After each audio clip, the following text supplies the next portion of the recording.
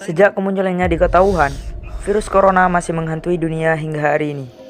Beberapa negara melakukan tindakan preventif dengan melarang penerbangan yang datang dari Cina. Dikabarkan pula bahwa korban meninggal akibat virus ini telah mencapai ratusan orang, bahkan lebih. Jumlah ini lebih banyak dari korban virus SARS yang juga pernah mewabah di Cina. Kematian pertama yang dikonfirmasi disebabkan dari infeksi virus corona terjadi pada tanggal 9 Januari 2020. Sementara itu, penularan virus di luar Cina yang pertama terjadi di negara Vietnam, dari seorang ayah ke putranya. Penularan lokal pertama yang tidak melibatkan keluarga yaitu terjadi di Bavaria, Jerman, pada tanggal 22 Januari 2020. Seorang pria Bavaria tertular penyakit ini dari seorang rekan bisnis dari Cina pada sebuah pertemuan di Jerman. Entah sebuah kebetulan atau tidak, dalam catatan sejarah, setiap 100 tahun ada wabah atau pandemi luar biasa besar yang melanda dunia. Apa saja pandemi itu? Apakah ini hanya sebuah kebetulan ataukah ada sesuatu di baliknya? Sejarah benar-benar berulang. Kali ini adalah pandemi atau wabah mengerikan yang membunuh banyak orang di berbagai tempat di dunia. Apakah ini adalah unsur kesengajaan dari sebuah organisasi? Mungkin Tuhan ingin mengingatkan kita dengan perantara beberapa virus yang akan kita bahas kali ini. Inilah 3 virus dalam sejarah 100 tahun berturut-turut yang mematikan. Virus yang pertama adalah Black Death atau maut hitam. Dilansir dari Wikipedia, maut hitam disebut juga wabah hitam atau Black Death. Adalah suatu pandemi hebat yang pertama kali melanda Eropa pada pertengahan hingga akhir abad ke-14, 1347 sampai 1351, dan membunuh sepertiga hingga 2/3 populasi Eropa. Sejarah virus maut hitam. Selama ribuan tahun, tidak ada penyakit epidemi. Namun ketika orang-orang mulai tinggal di kota, infeksi bisa menyebar dengan lebih mudah. Ketika pedagang dan tentara melakukan perjalanan dari kota ke kota, mereka membawa bakteri dan virus bersama mereka dan menyebarkan infeksi ke populasi baru.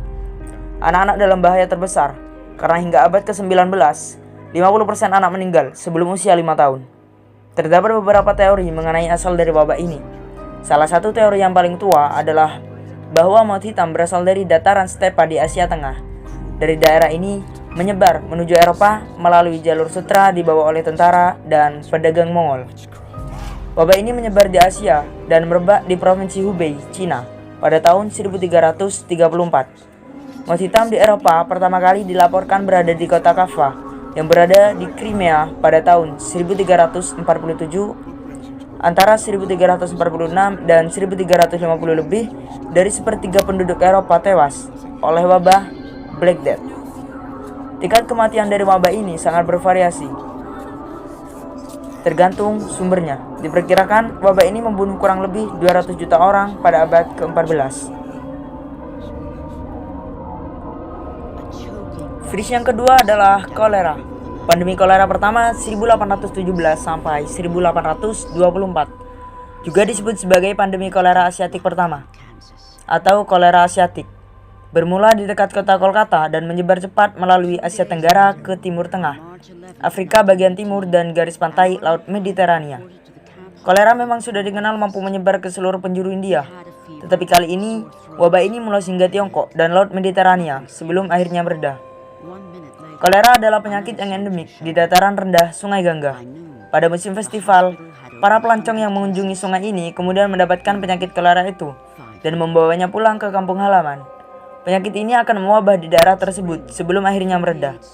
Pandemi kolera pertama bermula dengan cara yang sama, sebagai sebuah wabah yang diduga bermula di tahun 1817 di kota kecil bernama Jessore. Beberapa ahli epidemi dan sejarawan medis menyatakan bahwa pandemi ini bermula secara global dari sebuah ritual penyembahan Hindu bernama Kumbh Mela yang dilaksanakan di bagian atas Sungai Gangga.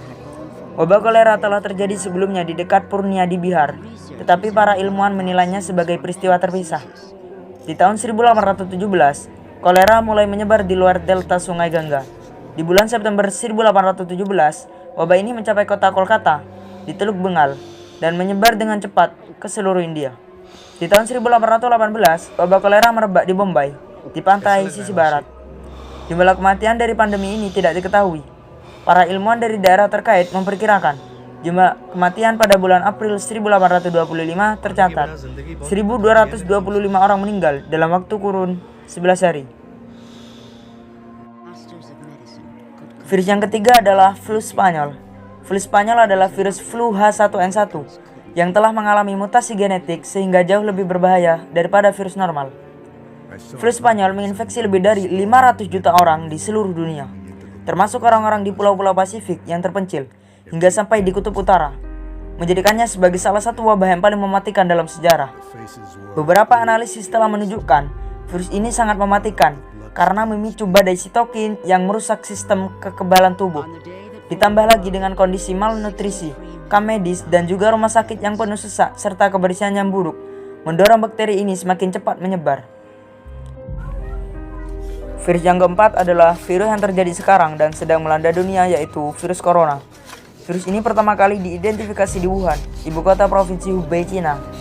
Virus ini telah menunjukkan bukti penularan dari manusia ke manusia, dan tingkat penularannya tampaknya meningkat pada pertengahan Januari 2020. Meskipun ada upaya dari pemerintah Cina dan lembaga lain untuk mengkarantina seluruh kota, tampaknya virus tersebut telah berhasil menyebar ke luas perbatasan Cina. Dengan sejumlah penduduk negara lain, mulai dari Eropa hingga Amerika, didapati orang-orang yang suspek virus ini. Gejala orang yang terindikasi virus corona antara lain yaitu demam, batuk, kesulitan bernafas yang bisa berakibat fatal hingga kematian. Kematian pertama yang dikonfirmasi disebabkan dari infeksi virus corona terjadi pada tanggal 9 Januari 2020, dan sejak itu sudah ada 214 kematian yang telah dikonfirmasi.